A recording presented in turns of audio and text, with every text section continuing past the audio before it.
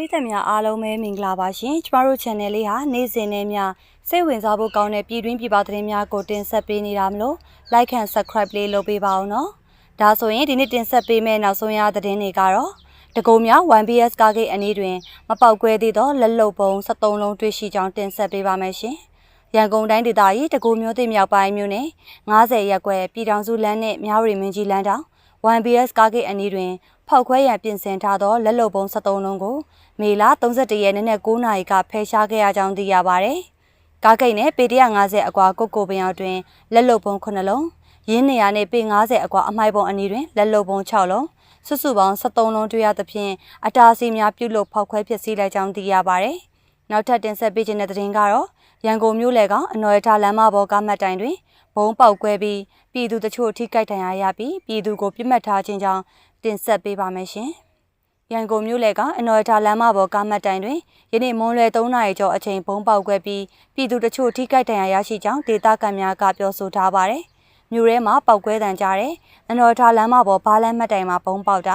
ကားပေါ်စောင့်နေတဲ့ပြည်သူ9ယောက်ဘုံထိမှန်တယ်လို့ကြားပါတယ်။ဘလို့ဖြစ်တယ်ဆိုတာတော့သေချာမသိရသေးဘူးလို့ရန်ကုန်မြို့ကန်တအူးကပြောဆိုထားပါတယ်။ဘုံပေါက်ကွဲမှုကိုမျက်မြင်ကြုံတွေ့ရသူရန်ကုန်မြို့ကန်တအူးကမူကားမှတ်တိုင်တွင်ပြည်သူကိုထိခိုက်စေရန်သေချာပေါက်ရည်ရွယ်ဘုံထောင်ခြင်းဖြစ်၍ PDF လူငယ်များနဲ့တော်လှန်ရေးကိုပုံဖြတ်ရန်လှုံ့ဆော်သောစစ်တပ်နှင့်ဖြူစော်တီများလက်ချက်လို့သေချာပေါက်ပြောနိုင်တယ်လို့ဆိုပါတယ်။ဘုံပေါက်တဲ့နေရာကပြည်သူပဲရှိတာ PDF ကဘုံထောင်ရင်တော့စစ်တပ်ရှိတဲ့နေရာပဲထောင်ပါပဲလေ။ဒါကကျွန်တော်ထင်ပါတယ်။တော်လှန်ရေးနဲ့ PDF တွေကိုပုံဖြတ်ခြင်းလို့လုပ်တာလို့ပဲထင်တယ်။ပြစ်မှတ်ကပြည်သူကိုပြစ်မှတ်ထားတာပြည်သူကိုပြစ်မှတ်ထားရင်စစ်ခွေးနဲ့ရဲခွေးနဲ့ဖြူခွေးရလွယ်ရင်မရှိဘူး PDF ကတော့ကားမှတ်တိုင်ဘုံမထောင်မှုအဲ့ဒါသေးကြတယ်လို့ရန်ကုန်မြို့ကန်တအူးကပြောထားပါတယ်နောက်ထပ်တင်ဆက်ပေးချင်တာကတော့ပလဲကန်ကောလမ်းမပေါ်တွင်စစ်ရင်တန်းမိုင်းဆွဲတက်ခတ်ခံရမှုစစ်ကားလေးစီးပျက်စီးပြီး PDF တအူးကြဆုံးမုံရွာအရာတော်လမ်းတွင်လည်းစစ်သားများလိုက်ပါလာသောအင်စီကားမိုင်းထိပြီး၄ဦးခန့်တေဆုံးနိုင်ကြောင်းတင်ဆက်ပေးပါမယ်ရှင်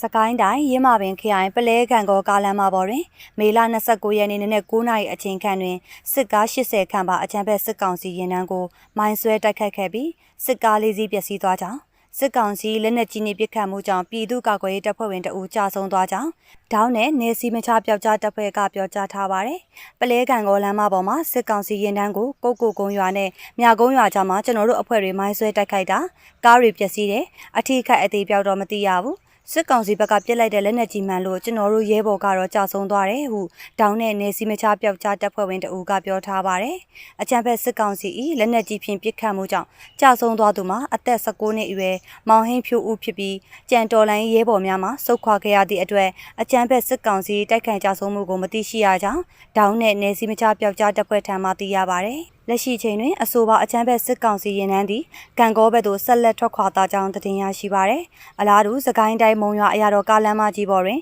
အကြမ်းဖက်စစ်ကောင်စီ၏ပါဂျရိုကားတစ်စီးတိုက်ခတ်ခံရပြီး၄ဦးခန့်ထိခိုက်ဒေဆုံးနိုင်ကြောင်း PDF Soft မုံရွာအဖွဲ့ထံမှသိရှိရပါသည်။မေလ30ရက်နေ့ည9:00နာရီခွဲခန့်ကမုံရွာအရာတော်မကြီးမြမမှန်တိုင်းစီစဉ်အနီးတွင်အကြမ်းဖက်စစ်ကောင်စီတပ်ဖွဲ့ဝင်9ဦးခန့်လိုက်ပါစီးနှင်းလာသောပါဂျရိုကားအားမဟာမိတ်လေးဘက်ကမိုင်းခွဲတိုက်ခိုက်ခဲ့ခြင်းဖြစ်ပါတယ်။မိုင်းဆွဲတိုက်ခိုက်လိုက်မှုကြောင့်စစ်ကောင်စီတပ်ဖွဲ့ဝင်များလိုက်ပါသောအင်စီကာထိုးရက်သွားပြီးစစ်သားများကကားပေါ်မှဆင်း၍ဘေးပတ်ဝန်းကျင်သို့ရန်တမ်းပစ်ခတ်ခဲ့ကြောင်းပြည်သူရဲဘော်များကလက်နက်ဖြင့်ပြန်လည်ပစ်ခတ်ခဲ့သဖြင့်စစ်သားများထွက်ပြေးမောင်းပြေးသွားကြကြောင်းထိခိုက်မှုကြောင့်အကြမ်းဖက်စစ်သား၄ဦးခန့်ထိခိုက်ဒေဆုံးနိုင်ပြီးအဖွဲ့၄ဖွဲ့လုံးမှာရဲဘော်များအားလုံးထိခိုက်မှုလုံးဝမရှိခဲ့ကြောင်း PDF မဟာမိတ်များထံမှသိရှိရပါတယ်။နောက်ထပ်တင်ဆက်ပေးချင်တာကတော့နောင်ချိုမြို့နယ်ပညာရေးမုံရုံးအတွင်းဘုံပေါက်ကွဲမှုဖြစ်ပွားခဲ့ကြောင်းတင်ဆက်ပေးပါမယ်ရှင်။ရှမ်းပြည်နယ်တောင်ပိုင်းနောင်ချိုမြို့နယ်ပညာရေးမှုရုံးအတွင်းယနေ့မေလ31ရက်မွန်းလွဲ2နာရီခန့်ကဘုံပေါက်ကွဲမှုဖြစ်ပွားခဲ့ပြီးရုံးအဆောက်အုံခေါင်မိုးများပျက်စီးခဲ့ကဒဏ်ရာရသူများလည်းရှိကြောင်းသိရပါတယ်